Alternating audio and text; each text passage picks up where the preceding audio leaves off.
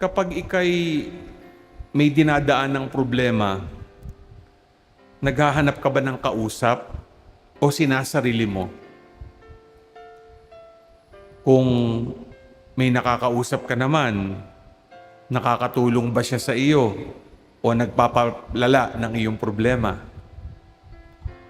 Sa ating pong ebanghelyo ngayon, may dalawa pong disipulo na palayo sa Jerusalem.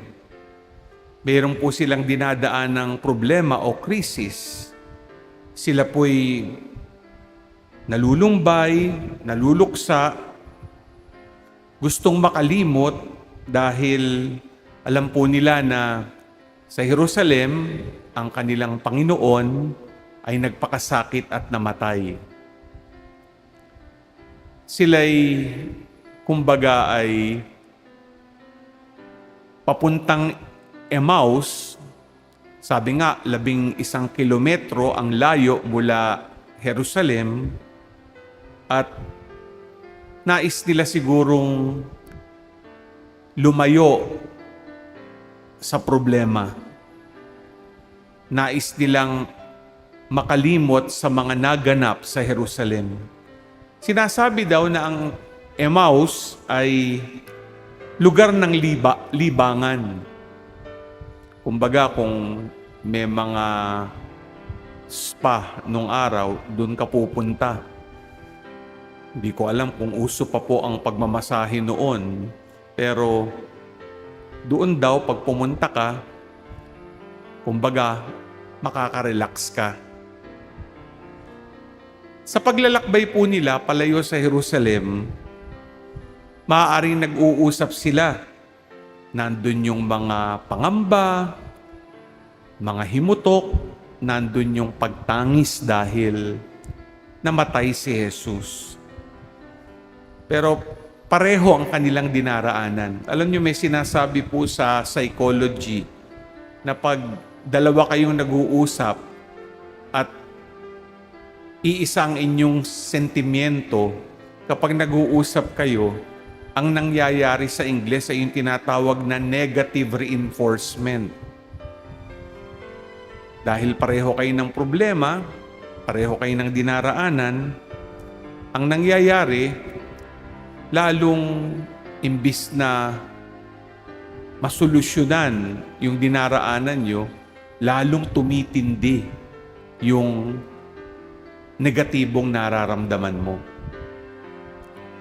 Kaya nga lang, alam natin sa mahabang kwento, sumabay si Jesus na hindi nila nakilala.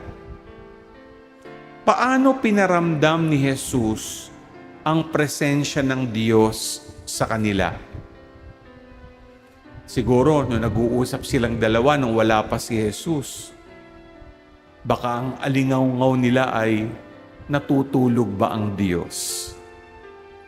Nandyan ba ang Diyos? Nandyan ba ang presensya ng Diyos? Tatlong paraan ang pinakita ni Jesus para iraparamdam ang presensya ng Diyos. Yung una po, yung kanyang pisikal na katauhan. Hindi hangin, hindi bula, siya mismo.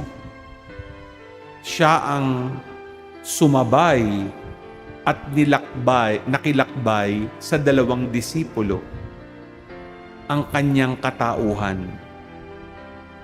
Ikalawa, pinaramdam ni Jesus ang presensya ng Diyos sa pamamagitan ng salita ng Panginoon. Nung nagkikwentuhan sila, naglalabas sila ng sentimiento itong dalawang disipulo, nagbigay ng paliwanag ang Panginoon at sinabi nga niya, ito ang sinabi ng mga propeta, ito yung nasasaad sa banal na kasulatan. Kaya ito ang naging daan para yung dalawang alagad ay maliwanagan at ito ang nagdulot ng pagmumulat sa kanila. Yung ikatlo, nung magagabi na, inanyahan nila si Jesus para sumama sa kanilang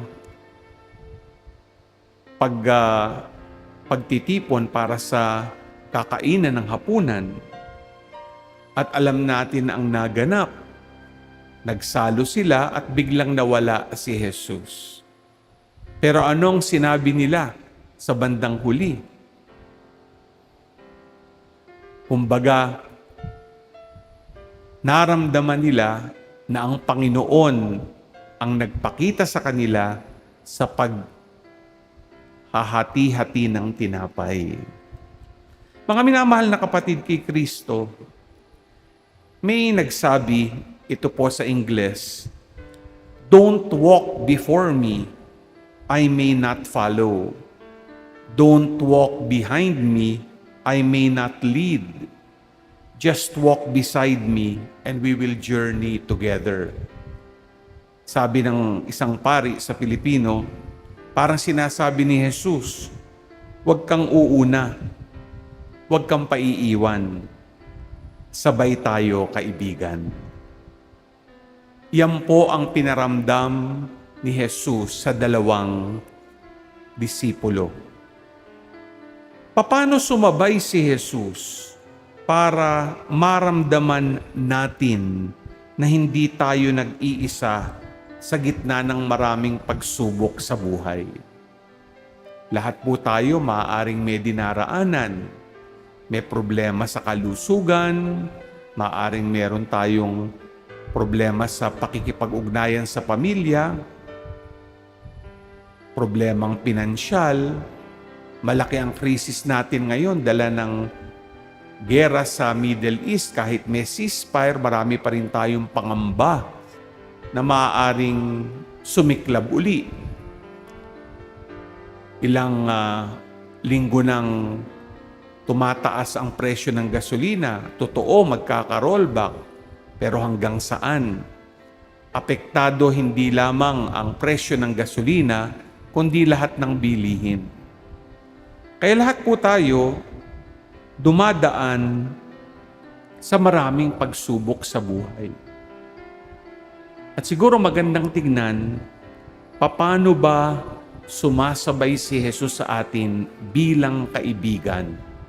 Una, katulad ng naranasan ng dalawang disipulo, presensya sa kanyang katauhan. At sa panahon ngayon, maaaring ito po ay sa pamamagitan ng ilang tao na ating nagiging kamanlalakbay, hindi ba?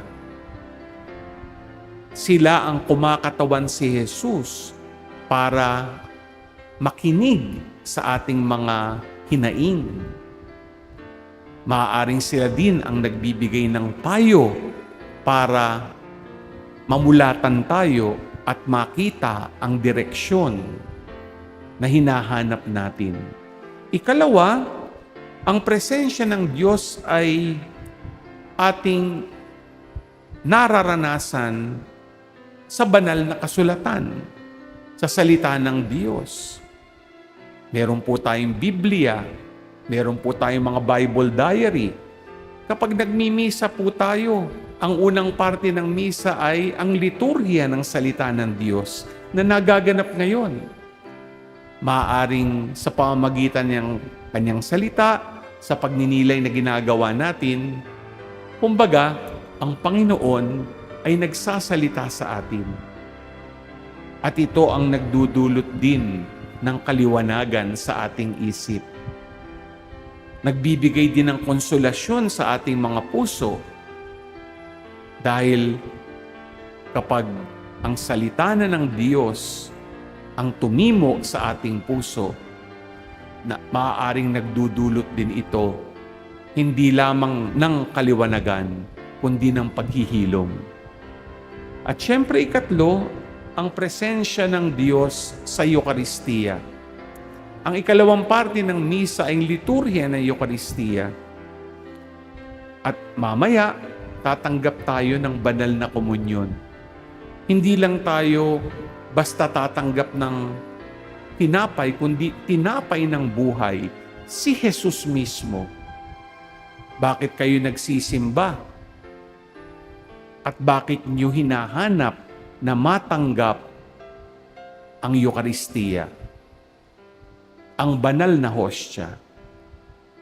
Dahil alam nyo, sa inyong pagtanggap kay Jesus, si Jesus ay sumasa atin, si Jesus ay sumasa inyo, at ito ang nagbibigay ng lakas ng loob para magpatuloy at sabi nga, harapin ang maraming hamon ng buhay. Natutulog ba ang Diyos? Hindi po.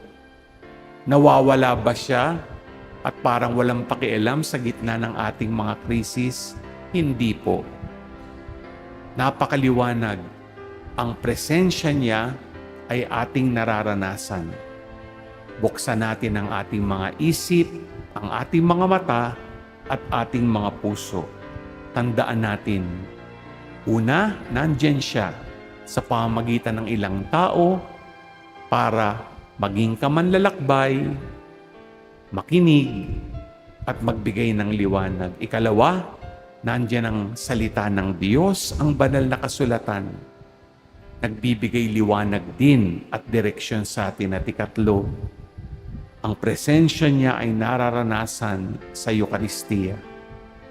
Kapag natanggap natin siya, natanggap natin si Jesus. At si Jesus ang nagbibigay ng lakas ng loob para labanan ang maraming hamon at pagsubok sa ating buhay. Amen.